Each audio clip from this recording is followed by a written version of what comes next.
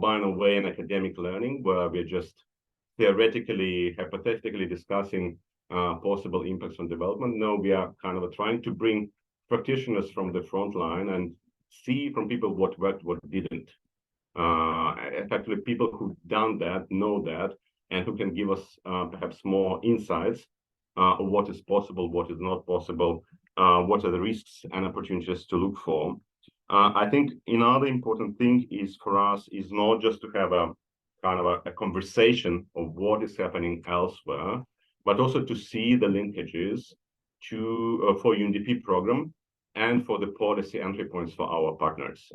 So you would know part of the series is not just UNDP colleagues from different parts of the house, but also our partners in the region and in respective countries, from the governments, in this case, from the justice sector, from development organizations, from CSOs, and so forth. I think what's really important for us is also kind of to have a good grasp through this series at opportunities and limitations of what is possible, right? There is a lot of, sometimes some of the topics have a lot of hype, a kind of a halo of hype around them, with clearly exaggerated, miraculous expectations. In this way, we want kind of to be a bit of a mythbusters, to have a very sober look what is possible and what is not, and what we perhaps shouldn't expect from these new cutting edge breakthroughs, so that our advice and our work with our partners on the ground is really realistic. I would say this is also a space where we should be asking tough questions, right? This is not a place for glorification or for grandizing some of the work, but this is a place where we can ask tough questions and at the same time hear frank answers. So this is kind of a encouragement for all of us today and in other sessions to be really open and frank about positives, negatives, what works and what doesn't, and really because this is how we learn and this is how we can improve in our work. The last point that I would make is that on behalf of our team, this is the invitation to work together and to curate those sessions in partnerships. This is not just for the Regional Innovation Digital team, this is for other teams to come together. And with this, we are really, really honored to have as our partner for the first one, Joe Hooper, who is Director for UNDP Global Center for Technology, Innovation and Sustainable Development based in Singapore. And Joe has kindly agreed together with us to curate this first session, and he will be moderating the first part of our discussion. So I will give floor over to Joe to introduce himself and, of course, introduce the panel and kick us off. Thank you so much, Joe. Thanks a lot, Alex, and greetings, colleagues from somewhat sunny Singapore. Ken, you're just down the road. Hope you're doing very well. Just let me first say a huge thanks to our speakers for being with us today. I mean, this is really a rare opportunity to tap into the significant expertise at a very cutting edge issue of which questions abound and perhaps answers are few. So really just a sincere thanks from UNDP to the three of you for joining us. And colleagues online, as Alex mentioned, this is a rare opportunity we have to ask some tough questions, to get into the subject matter on this. It's a cutting edge issue, as I said, and it's one that's absolutely critical for us as we go forward, UNDP being a long supporter of work in the judiciary and judicial systems. But we're here to listen to our speakers. So I'm not going to say much at the beginning, but I am first going to ask each of you to introduce yourselves and say maybe 3 or 4 sentences so the colleagues can get to know a little bit about you, your background and what you're working on now. And may I start with Ms. Kavita Bhatia. She's the Senior Director, Emerging Technologies at the Ministry of Electronics, Information Technology in the Government of India. Ms. Bhatia, would you like to say hello? Yeah, good morning to all of you and good afternoon also. I'm Kavita Bhatia, a BTech graduate in Electronics and Instrumentation, and currently I'm a Senior Director and a Group Coordinator for Emerging Technologies in the Ministry of Electronics and IT, Government of India. Thank you. Thank you so much. Next, we have Mr. Ken Hwee Tan. He's the Chief Transformation and Innovation Officer, Judiciary at the Supreme Court of Singapore. Hi, thanks a lot, everyone. As the is in the Zoom details. My name's Hwee or Ken. I'm currently the Chief Transformation and Innovation Officer for the Singapore Courts. And what this means is that I look after all the innovation, technology, and transformation efforts that we have going on in the courts. I've worked on legal tech innovation in Singapore for about 30 odd years. And I've previously been a chief prosecutor, and that was what was on the title slide. But I've left that job about 4 years ago, and now I look after transformation. We are working on, at any one point in time, I have something in the region of 50 or so products or projects that are being worked on at any particular point in time. Gen AI is, of course, one of those things that we have spent quite a bit of time studying, and I'll be happy to share our journey later. Thanks. Thanks so much, Ken. Looking forward to hearing from you more. And then we have Ms. Angela Conway. She's the founder and principal of the Lady Justice Initiative. Angela. Thank you. Well, good morning, everyone. I have to say it's an honor to be here with these esteemed panelists and all of you to talk about what is probably the most interesting thing to happen in law in about 150 years. So I'm really looking forward to today's discussion. I am the founder of the Lady Justice Initiative, which works to expand access to law and justice through justice and legal innovation and related digital transformation globally. It has a special emphasis on supporting women leaders in innovation and women's access to justice. My background is as an attorney, justice practitioner. I spent my career working on justice projects all over the world. It's in my soul. I'm addicted. It's my favorite topic. And I'm really excited about what AI in this moment holds for strengthening justice and helping people meet their legal needs. Thanks so much, Angela. Really appreciate that passion. Looking forward to tapping into that when we get into the questions. Colleagues, I'm just going to give a few framing remarks so we're a bit on the same page here and to start to touch on some of the issues that we'll be looking at later on. And let's just start by saying, we're using the term AI quite broadly here. And there's many different types of AI. Weak, that performs specific tasks like autonomous vehicles, Alexa, Siri. Strong, that includes the more artificial general intelligence side. So we're using that as an umbrella term. But we also need to keep in mind that some of what we're discussing is related to machine learning and deep learning. And this gets under the hood of how AI works, but it's critical to understand that, especially vis-a-vis judicial systems. Classical machine learning, as you all know, more dependent on human experts to determine the hierarchy and the features, to understand the differences between the data inputs. And that human intervention is quite key on classical machine learning. And then deep learning, generative AI systems is one example. Those are the systems that can ingest unstructured data in its raw form and can really automatically determine the hierarchy of the features, which distinguish different categories of data from one another. Doesn't require human intervention, and sometimes we're not actually sure how it works. So these are actually features that we need to keep in mind as we start to discuss this today. And AI in the judiciary is a dynamic area. As Angela said, this could be the most exciting thing that's happened to law in 150 years. That's high stakes. And really, I think that's a frame that we want to keep today. Judicial systems globally are embracing AI to analyze legal data, identify precedents, streamline administrative processes, and really provide predictive insights. Now, we've seen some movement on the UN side. There's a UN Human Rights Council resolution that's highlighting the interrelation between emerging technologies, including AI and human rights. And then we've seen a UN high-level advisory body created on AI to support the international community's efforts to govern artificial intelligence. But within this space, we're seeing a lot of different issues being raised. Safeguarding against discrimination in AI-applied judicial verdicts, addressing ethical challenges, ensuring transparency in decision-making, performing robust risk assessments to balance AI benefits and what they pose as risks. There's also a lot of questions around the capacity of judicial systems to deploy this technology effectively. And perhaps I'll just leave it off on one question that's not mine, but it's one that really did resonate. Does AI present an acceptable risk to human legal fair trial rights versus the expected efficiency or other gains? How do we weigh that? What are the pros and cons? But it's not for me to answer that. It's for our panel to start to get into this. So we're going to go right into the questions now. We're going to start with Ms. Bhatia. And we're really focusing on this lived experience, which we're so fortunate to benefit from all of you today. Ms. Bhatia, could you share a recent instance or experience, and it could be a pain point or a lesson learned, that illustrates your experience in navigating this uncertain journey around AI in the judiciary? Over to you.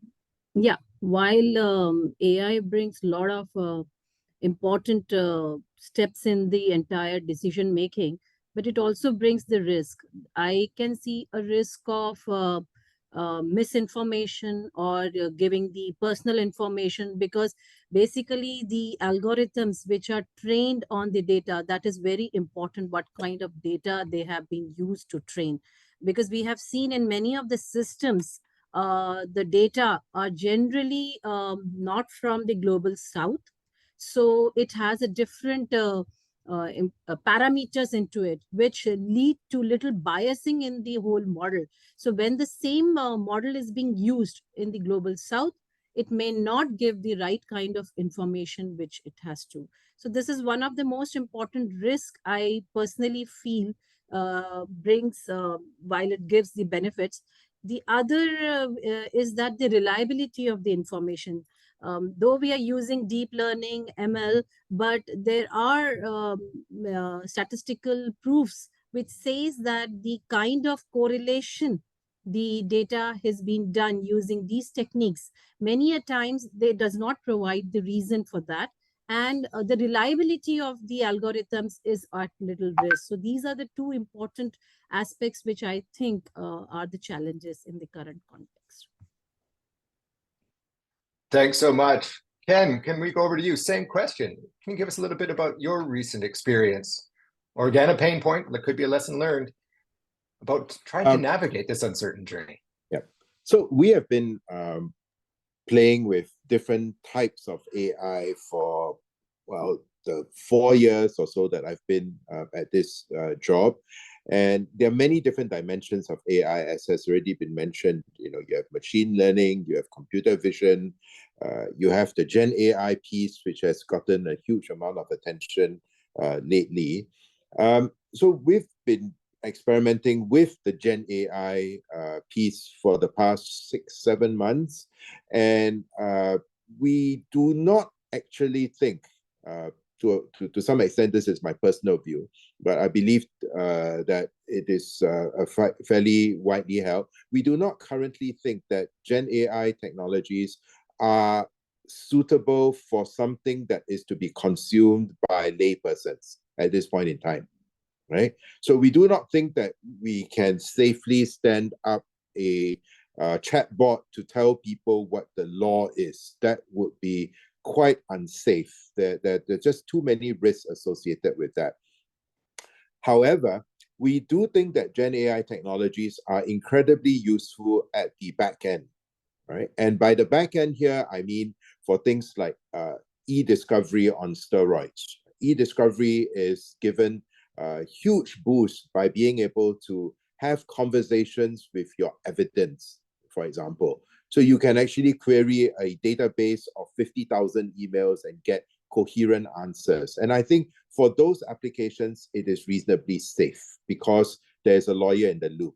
Finally, for legal research, if a lawyer were to ask for a research memo to be written up by a Gen AI bot to tell him what is the state of law regarding whether or not NFTs are property in Singapore law, for example, we think that a Gen AI bot can give you a credible first draft of a research memo, which ultimately a lawyer should still take responsibility for. So in brief, those are my quick thoughts on where we are on Gen AI and our very guarded optimism about some aspects of it, but pretty worried about having it deployed in a way where a layperson consumes it.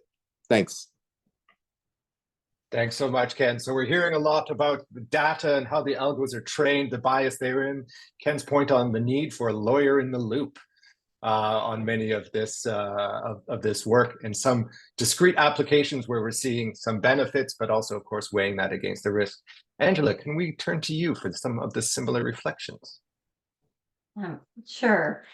So I too am going to talk about data. What I wanted to do was just give everyone a bit of a sense of the pulse I'm getting from conversations with judicial bodies that I'm having around the world, with a specific focus on their interest in exploring how AI used to expand access to law, access to justice. So a lot of judges are very excited about what the technology might offer in that area. And so when we get into these conversations about those possibilities, item number one or number two is a concern about data. So the data that their court holds, the data that's generally captured within the judicial system in the country, and the absence of data standards, concerns about the quality of the data, deficiencies and how the data was collected originally, and how that might implicate its usability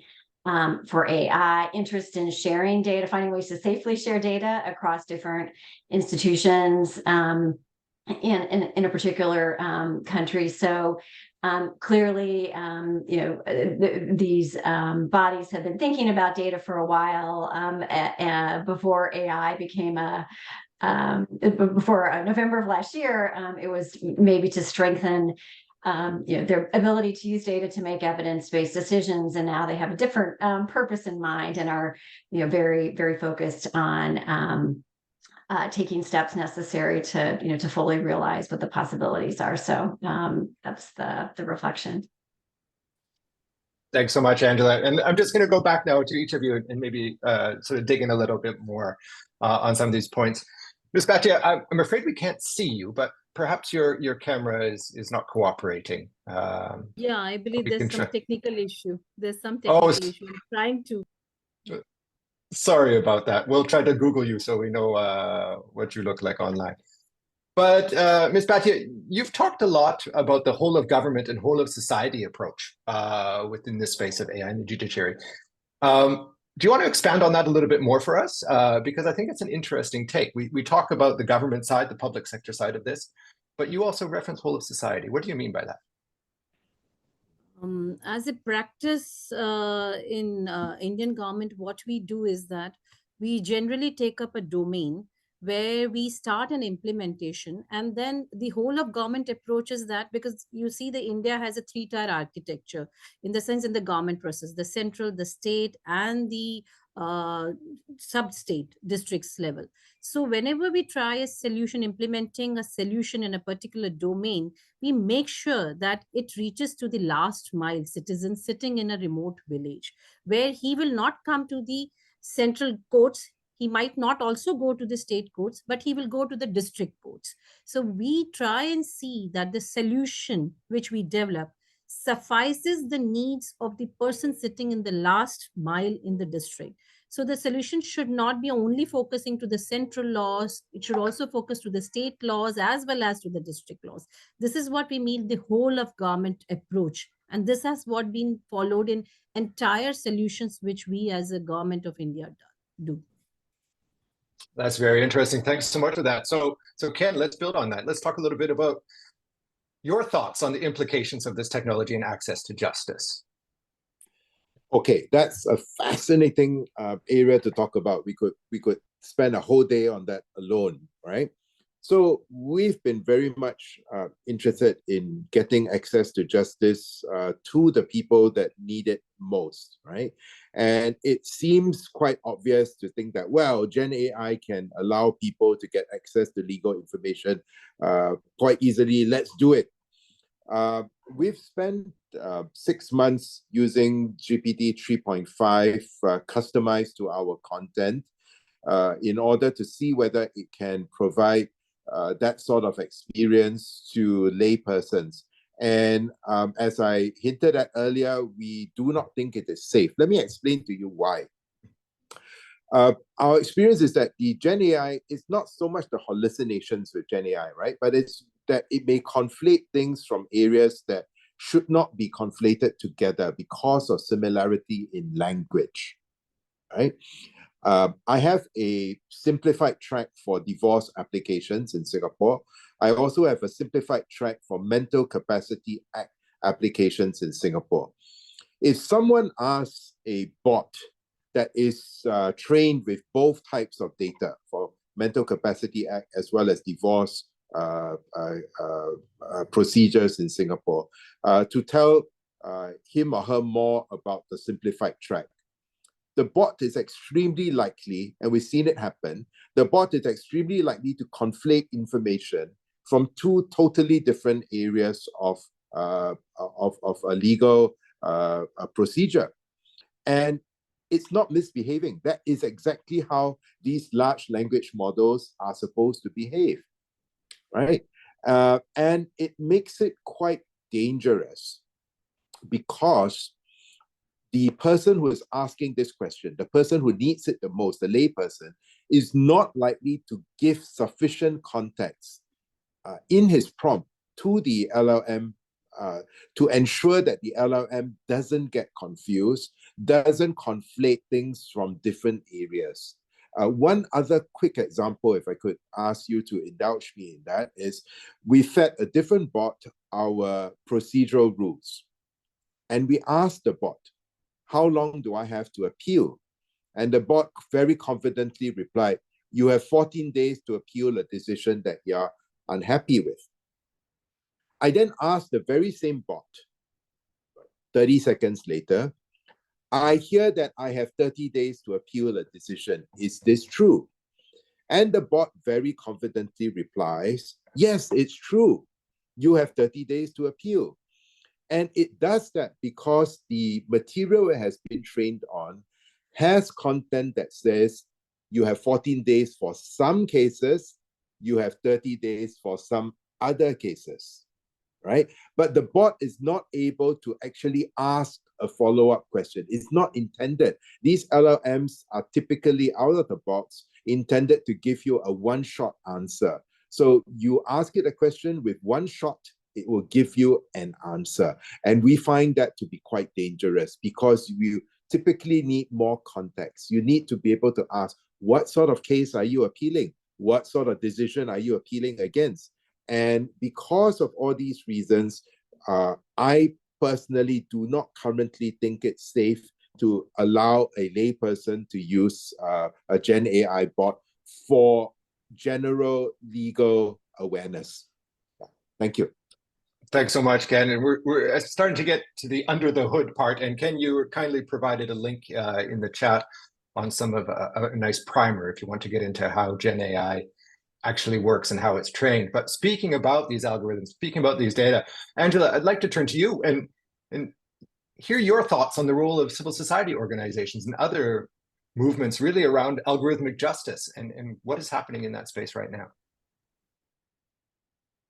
Sure. So, well, it's a very robust space with both civil society groups, nonprofit companies around the world, every entity from Mozilla to Partnership for AI to a myriad of civil society groups who've long worked on human rights, digital rights, et cetera. Looking at the ways in which the technology can be, the risk associated with the technology can be mitigated to diminish the chance of bias, to enhance fairness, to promote inclusivity. So there are a lot of different groups addressing this from different angles, groups looking at the inclusivity angle and feminist AI and what that might look like. And a lot of that activity centers around standards and approaches, which is very important.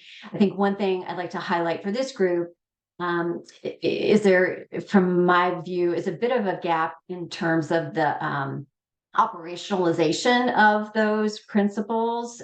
So, for example, taking the point of inclusivity, And we need to have diverse people at the table when we're developing or designing models, we're training models, we're developing policy.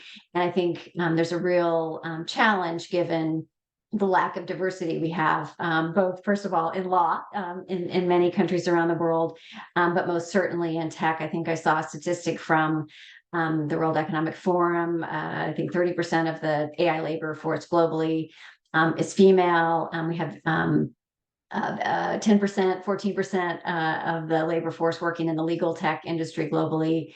Women, statistics aren't even available for other populations. So in terms of exclusivity, I think we have a very long way to go in terms of being able to operationalize the principles and some of the important work that's taking place under the leadership of civil society groups. And that would be something, perhaps the UN colleagues could be looking at. Thanks so much, Anthony. Already foreshadowing my next question, so we'll hold it there. But Ms. Bhatia, I'd like also to pick up on these remarks. You mentioned at the beginning the bias that can be inherent in the algorithms. What are you doing about it as the government? How are you working to address that challenge? I mean, this is very important. In order to do that, what we have been doing is that we are collecting the Indian data. In fact, for the natural language translation mission, which Government of India has, which is called as Bhashini, where we have collected the data from the human resources directly going on to the ground and collecting in different dialects. And the data is now being used in order to convert the language from English to the multiple Indian languages. In fact, we have been successfully able to do that. And a test case of that, we have used this natural language translation mission into the transport system. We will now be using it into the other systems. We have also successfully used this data being collected in the Indian languages, in the Indian dialects, into the financial system. And it has given, I would say, around 99% accuracy.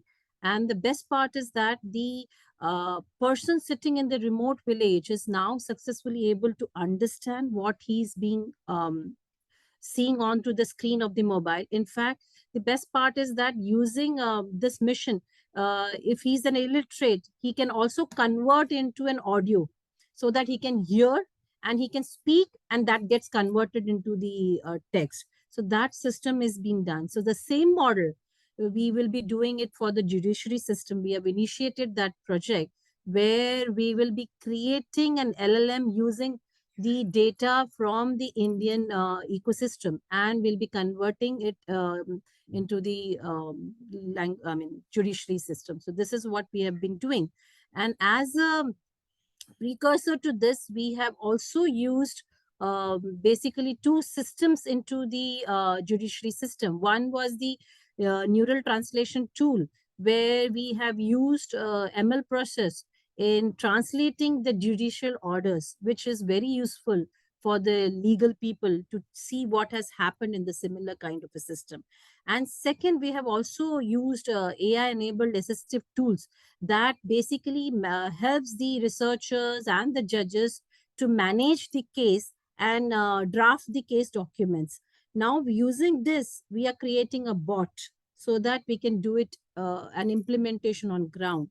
As I also said that we are also working on the initiating a project which will be basically creating a judicial LLM using the data collected from Indian citizens. Fascinating work. I mean, I think we're all looking forward to learning more about that as we go. I just have one more question for our panelists before we switch over to the next part. And really, this has been so helpful of discussion. Almost every topic we touched here is worthy of a much deeper conversation. And what we're seeing are some very key directions of inquiry, some focus areas that maybe we need to dig into further. But now I'd like to really rely on that external viewpoint of our panelists and just ask, what would be the top two issues that you would recommend UNDP and other multilateral actors focus on now in relation to AI and the judiciary? Because sometimes when we're in the system, it's hard to see how we can create the greatest value. But because you're outside, you can see us differently. So we're very keen on hearing your thoughts on this. Let's start with Ken, and then we'll go to Angela, and then we'll go to Kavita. Ken, over to you. The top 2 issues you would recommend for us. I think at this stage, general awareness of how exactly this works, and that it is not either magic or artificial general intelligence. I think general awareness and disseminating key information about how this works is crucial. I think UNESCO has actually come up with the syllabus and a training materials for a 3-day program in teaching people who want to learn these things about how AI works. And I had a quick look at that material yesterday as it happens, and I thought it was very good material.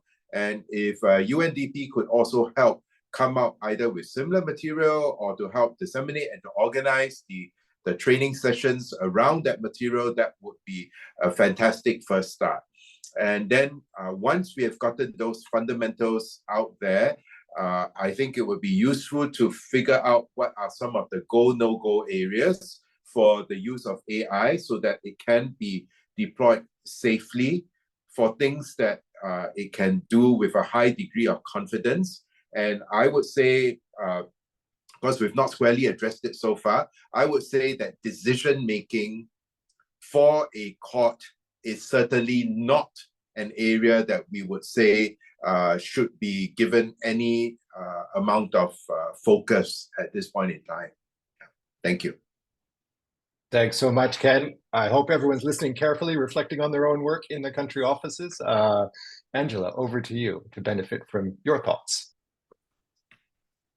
So I have a long list, but the top 2 items on it are judicial independence. So in order to really move forward in the justice sector, I think that is one of the more challenging and complex issues that we're going to have to grapple with. And I think of, the UN leadership, UN's leadership in this regard, with a special rapporteur and the myriad of other efforts, and it being so well positioned to move forward with a dialogue about what does judicial independence mean in the time of AI, so that there can be potentially some consensus by the judicial bodies around the world on approaches that both protect that and allow us to take advantage of opportunities associated with innovation. So that's my number 1.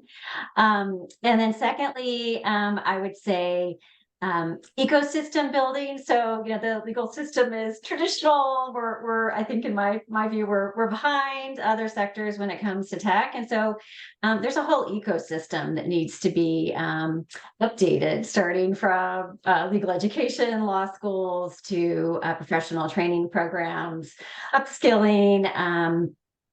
Citizen awareness and engagement around new ways and approaches. So there's quite a big a heavy lift in order for us to create an enabling environment to use this technology.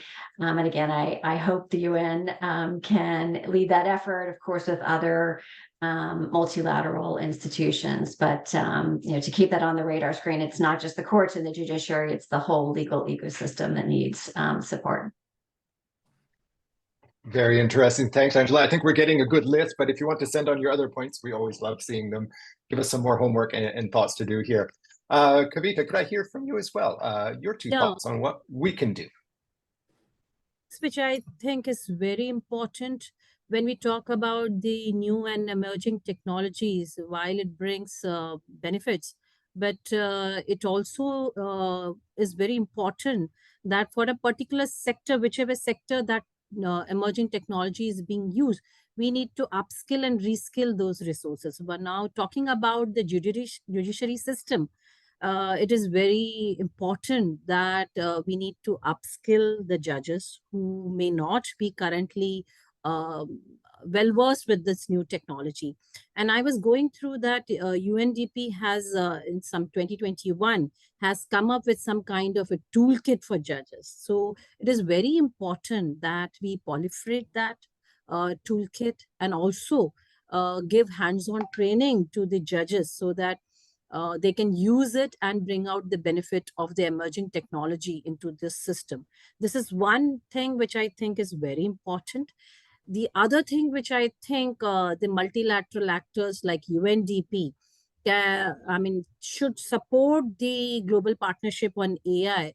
And as you must be aware that India is going to take over the council chair in December.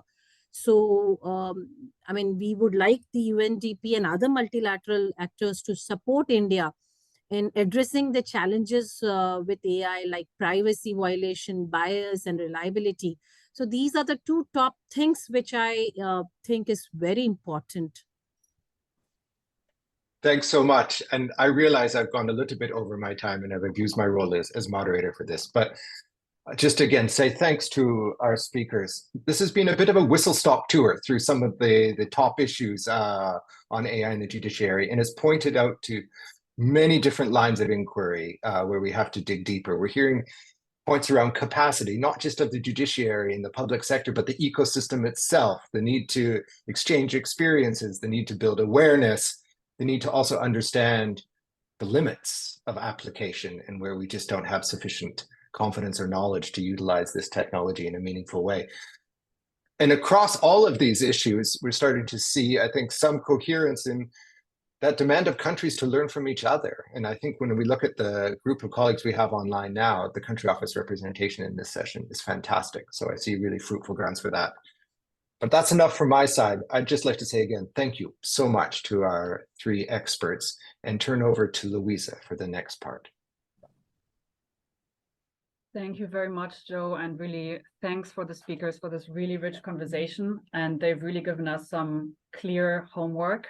So with that in mind, we want to take a minute or two to actually reflect on the implications of what we've just heard for our work. I'm going to share my screen for a second so you see what I'm talking about.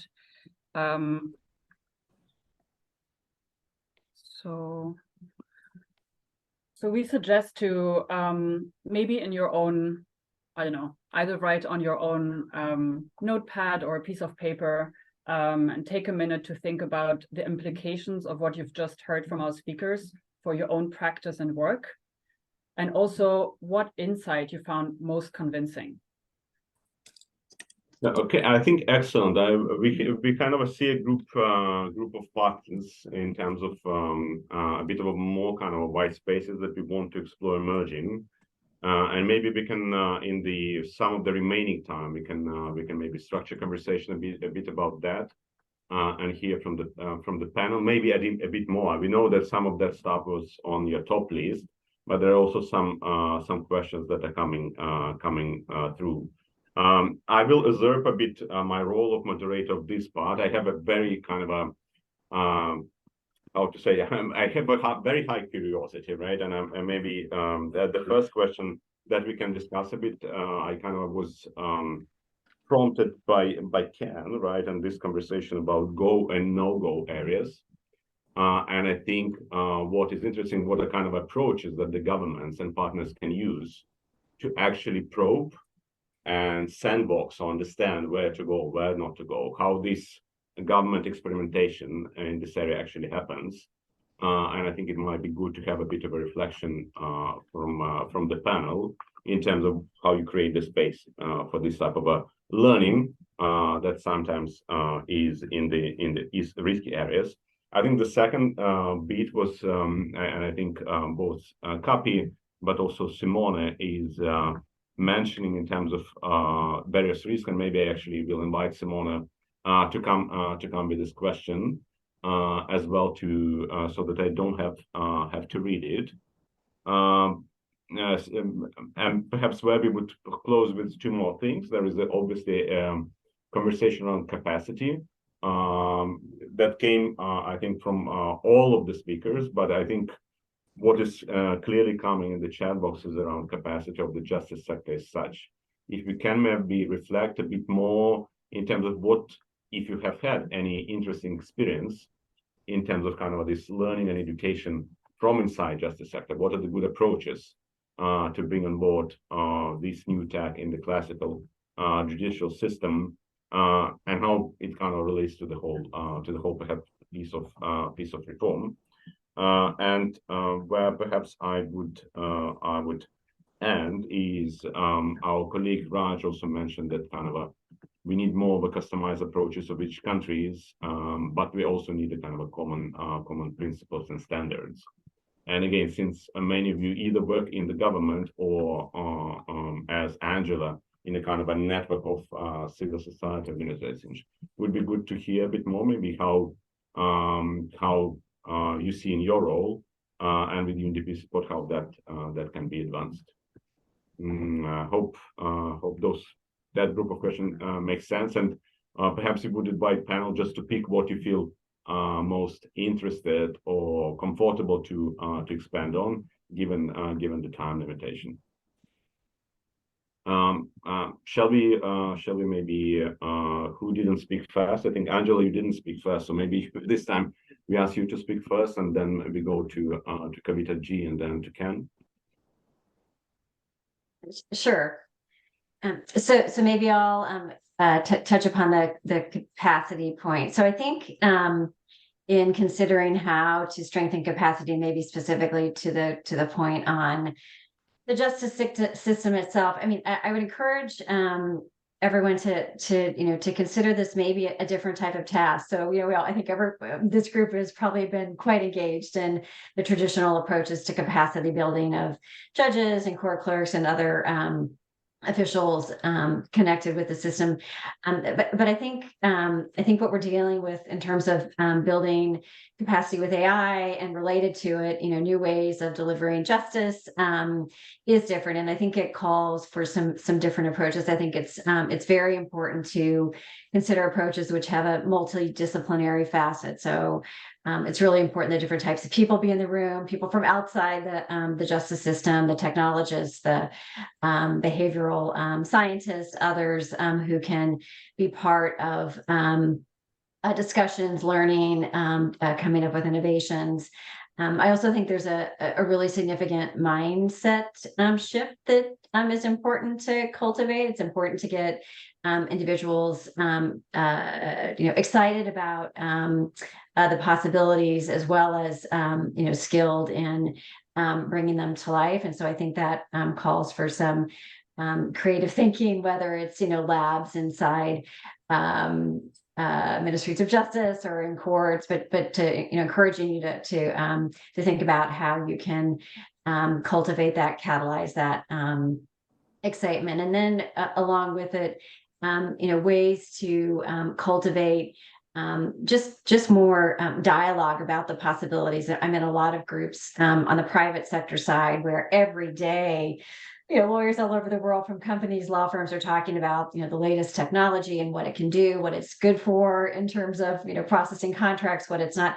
I don't see those discussions really happening so much with justice sector actors. And, one of my hopes is that is something that could be stimulated, because I think that really creates a lot of opportunity to explore, what the pitfalls are, where the problems are in terms of bias, what possibilities are. And so if that could be an area for some attention, I think that would be really fantastic.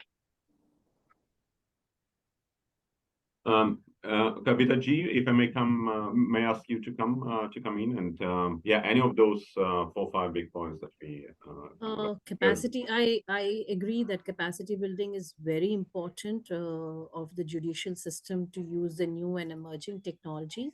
But the most important other thing, which I think is very useful, at least classify the judiciary system into low, medium, and high risk, and show the judges by using the emerging technology into the low risk what benefit it brings. Because what I feel is that when you see a system delivering an output which is reliable, then you will take it up into the medium and a high risk kind of a scenario. So if some kind of a framework specifically for the judiciary system is made, and to start with, we can start using in the low risk kind of a system. So this is what I think can also be tested in order to show the benefit of the emerging technologies in the judiciary system. Thank you so much, Kavita ji. And Ken, thanks for waiting for your place in the room. Oh, not at all. In fact, what I've gone ahead and done is I've put in the chat what my in addition to my go no go classification, I have an amber classification as well, and I've put in some of the areas that I think as a tentative typology of what we can or cannot embrace quickly. I've defined a red, green, and an amber zone. These are my own conclusions based on my take on the technology that's out there. I think that there are far more areas to think about, like data protection, right? If somebody uses some of these services and ends up submitting material that then ends up in the cloud somewhere, how do we get protection?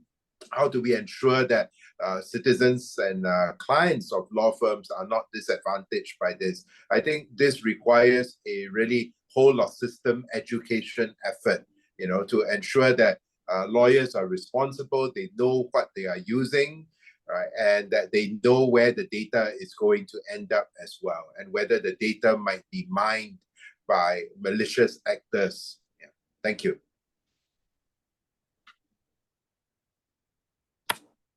Thanks so much, Ken. I think I'm handing over to Louisa just to appreciate the time that and the schedule that we have. Yes. 1 second. Yeah, so I already put it here in the chat, but just in the spirit, this is our first episode of the Innovation and Digital Learning series, and we really want to make sure, A, that you take away practical insights for your work, and that we get also clear homework of what we as UNDP can do more of and better.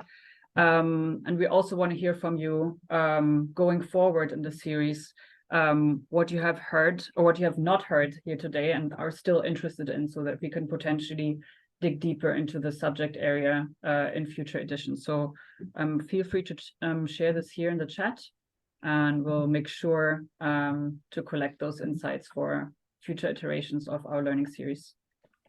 Our amazing learning designer Aisha has captured some of the insights and takeaways on a Miro board, and she will share her screen shortly so we can have a look at it. But while Aisha is doing it, I think it's just a kind of the start of the conversation. We obviously will share all the learning materials, all the relevant links that have been generated as part of this conversation. We also stand ready to help facilitate and link whatever interesting opportunities people have seen in the group between themselves, but also in connection, of course, to our esteemed panelists. I know that quite a few partners from the governments have joined our country office colleagues from across the region. And please feel free to let us know. We will be facilitating the follow-up to the extent possible, but maybe we will look from for the kind of the final, in a way, visual resume of the discussion today. Say something? Yeah, so just briefly on the key takeaways. So we've gone through a lot of discussions around whole of government approach, the importance that it holds in AI in judiciary, a very apparent risk of bias, and a clear homework on inclusivity, that it's still a long journey ahead of all of us. We also touch upon different entry points on how it is right now being used in, you know, the legal system by different actors on NLPs, and AI-enabled assistive tools.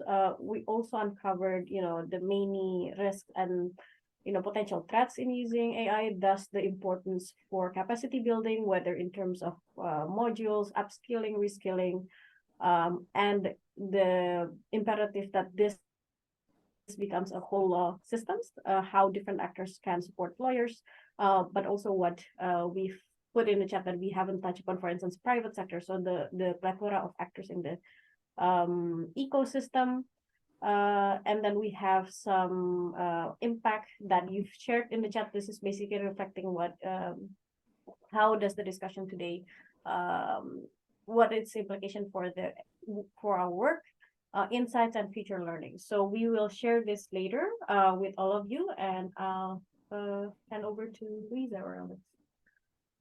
Thank you. I think we're seeing clear demand for real use cases. So with that in mind, we'll share those key insights. The recording will also be made available. We've heard that some colleagues want to share it in their justice networks as well, what we've discussed today. So this will be shared with you all very soon. Thank you so much for tuning in. Yeah, I think just maybe one thing to add, given the partners imagine, we are happy to do a bit of a more deep dives with interested groups, right, on particular cases that you may have found interesting coming from this conversation, or you would like to explore further. So please send those to Louisa, who will also share her email on the screen. So that we can kind of collate that and follow up. And with this, we would really very much to thank our panel for this rich conversation, rich insights, and obviously our participants for joining from across the region. Our huge thanks also to Joe for being kind of, I don't want to say partner in crime when we're talking about AI and justice sector. That perhaps would be a bit of a stretch, but to being our knowledge partner in this conversation, and we will definitely following up together. Joe, if you would like to add anything on your side, please do. I know you will have coffee with Ken, but something for the bigger group. Just again, thanks to our speakers. It's been such a rich discussion, and also colleagues, thank you for spending the time. This was really a fascinating session. I'm looking forward to the next one already. Thank you. Thanks so much. So to be continued, both organizing some deep dives on some of those topics, and happy to share knowledge further. But also please stay tuned to our next episodes that will be also looking at other topics related to innovation and digital transformation. Thank you so much again, and wishing you all a very nice day ahead. Or good night to those from that part of the world. Thank you. Thank you. Thank you.